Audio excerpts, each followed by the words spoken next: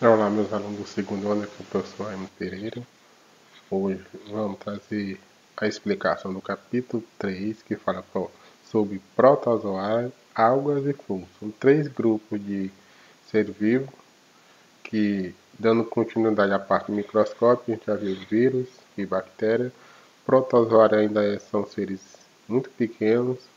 As águas já tem grandes e pequenos, como é o caso do sul também, mas é uma ordem de classificação dos seres mais simples para os mais complexos.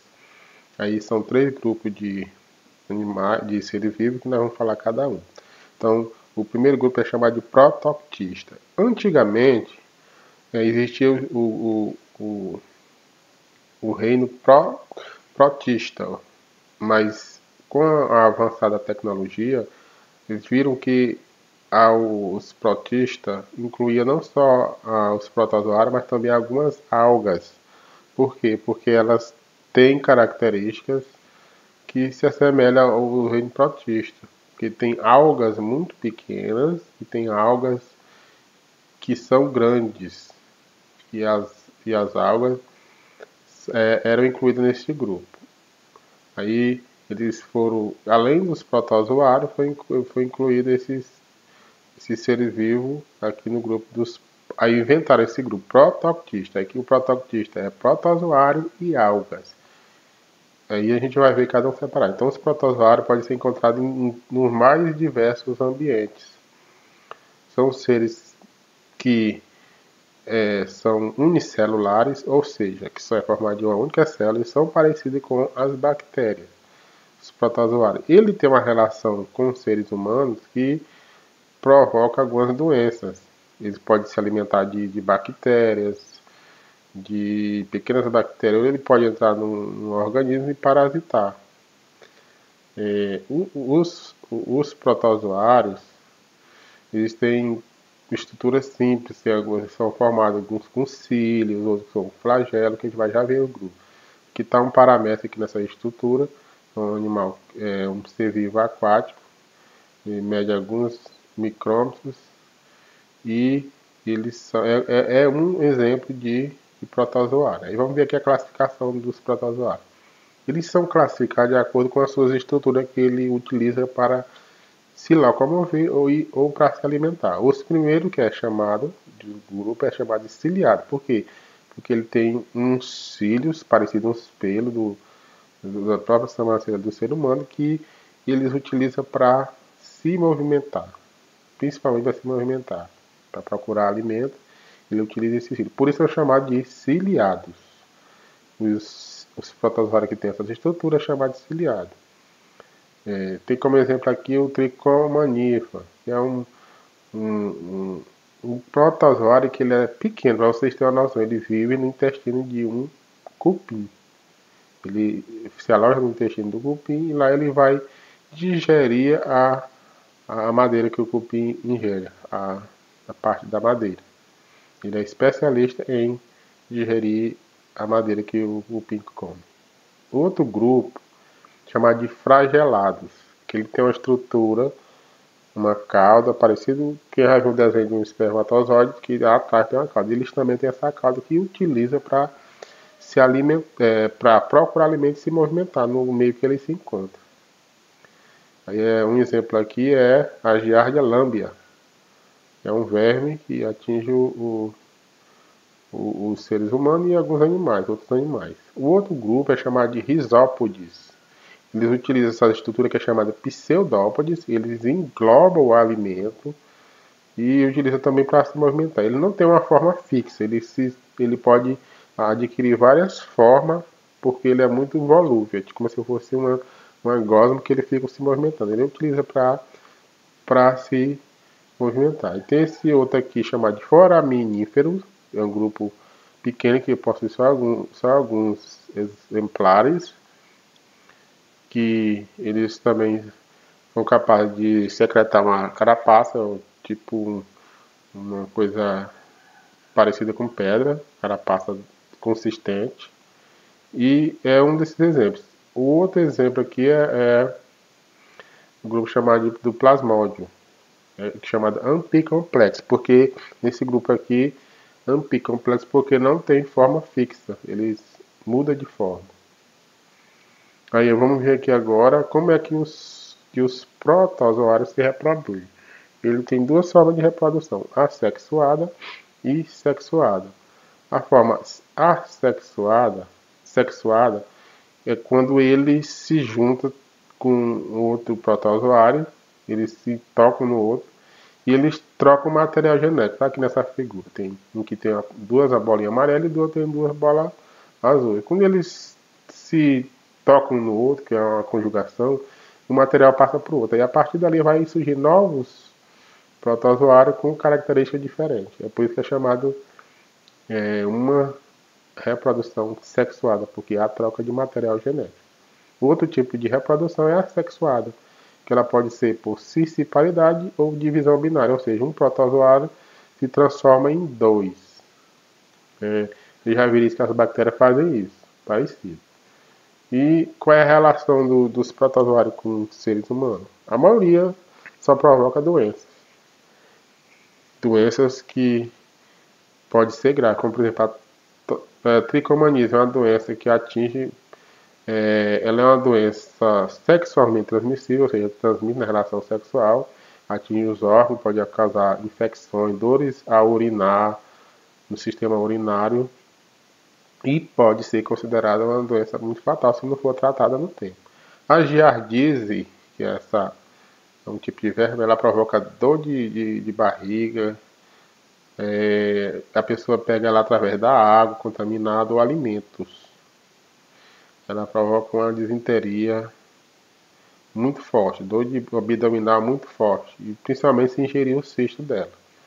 Outra doença também chamada, que é causada por protozoário, é a toxoplasmose, é transmitida por animais, gato, cachorro, porco, carneiro, e é uma doença que ela provoca uns efeitos muito fortes, podendo assistir o sistema nervoso e provocar vários problemas na parte do sistema nervoso central. É muito fácil de pegar. Outra doença que é fatal, chamada doença de Chagas, porque ainda não tem cura. É um protozoário que ele entra em um barbeiro, que é um inseto, que o homem, no caso, é um hospedeiro intermediário.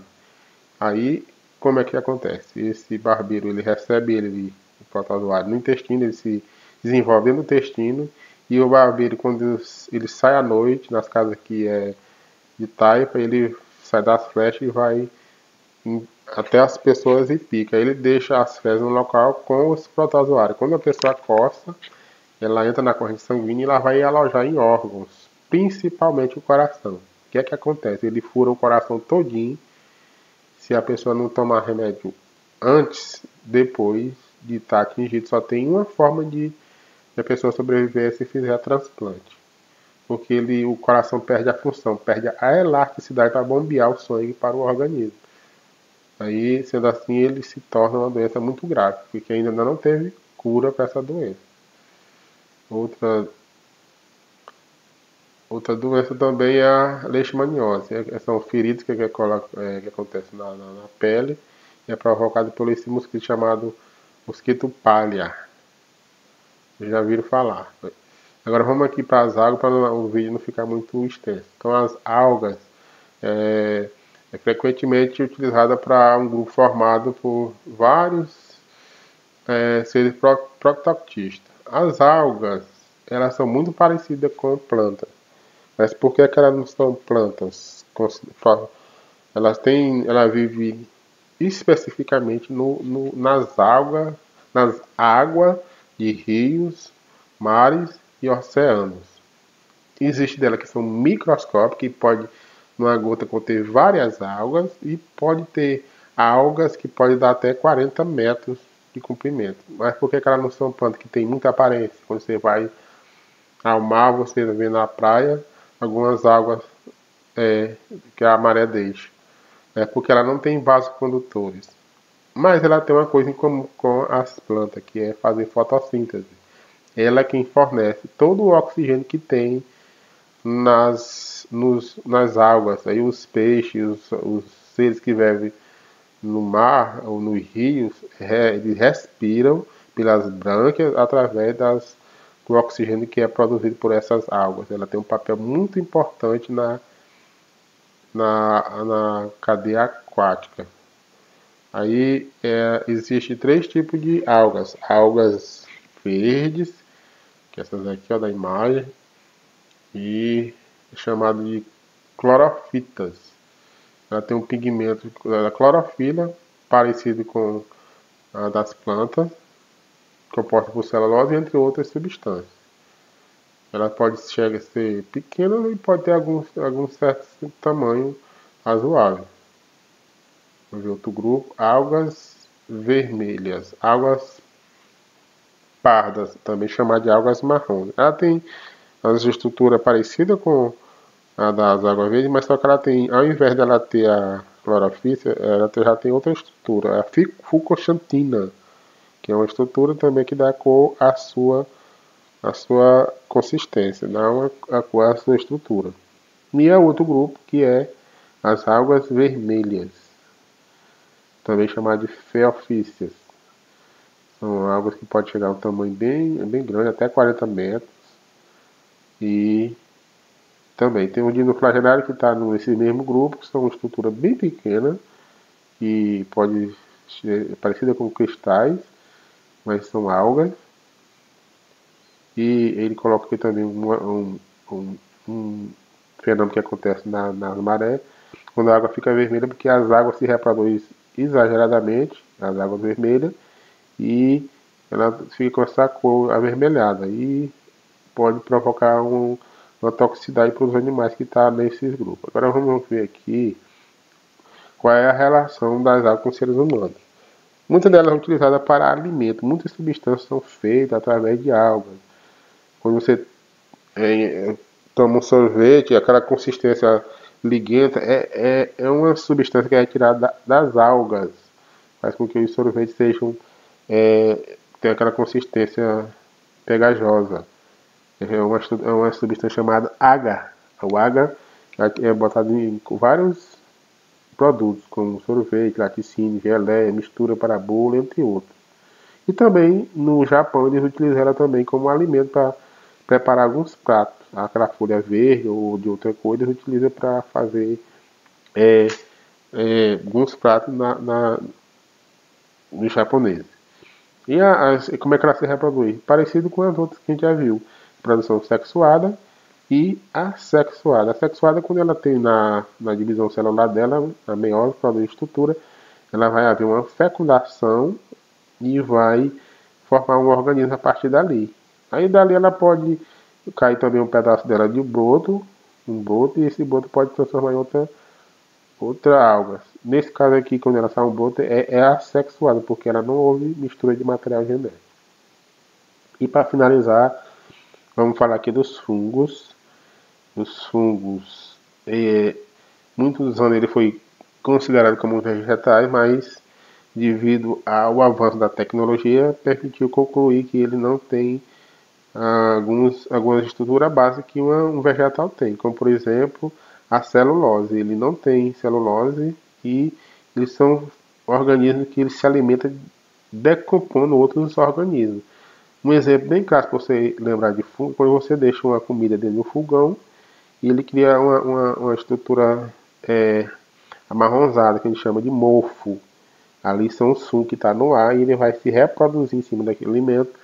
E é um exemplo clássico de fungos que eles são decompositores. Juntamente com as bactérias, ele faz a decomposição de tudo que tem na terra que morre, animal, vegetal, seja o que for, ele faz a decomposição. Eles trazem ela para como se fosse o pó novamente. Eles são eucariontes, que o eucarionte tem a sua célula já é completa, heterotróficos, que quer dizer isso, que ele não produz, não sintetiza o seu alimento. Aí tem vários exemplos de fungos. Esses fungos pequenos, que tem as leveduras. É um exemplo bem clássico, algumas bebidas que é feita de fungo, ele ajuda a fazer a transformação de bebidas, entre outras coisas. E vamos ver aqui mais. Aí os fungos maiores, ele tem umas pequenas estruturas chamadas hífas, que elas vão se aglomerando e formando um corpo de frutificação. No caso, por exemplo, os cogumelos e as orelhas de pau. Alguns fungos não têm formas, aí eles são chamados de dimorfóticos. Aqui está um exemplo bem clássico do morango se sendo decomposto pelos fungos, tá? Ele cria essa estrutura no fungo e começa a se reproduzir em cima dele. E a partir dali ele vai destruir esse alimento. Vamos ver mais aqui, classificação do fungo. Ele tem um nome estranho, ó, zigomiceto.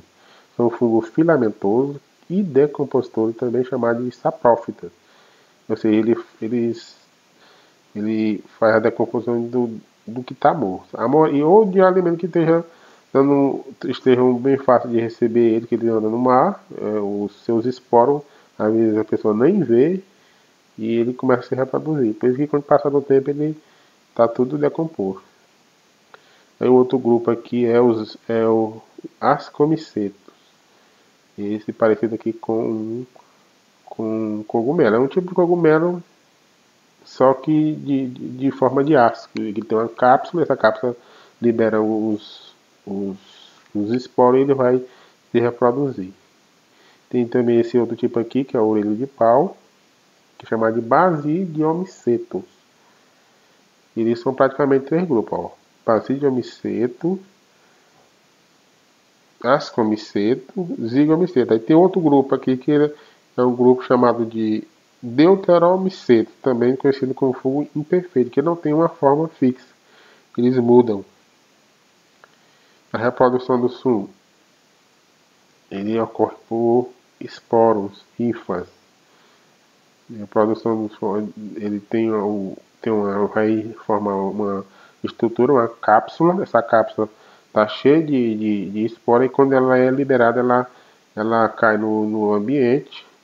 Se tiver uma condição adequada, que o fungo só se reproduz em lugares úmidos. Ele não gosta de lugares secos, não consegue sobreviver muito.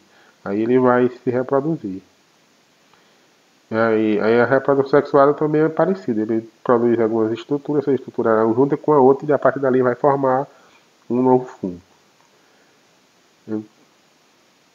Vamos ver aqui só, para finalizar,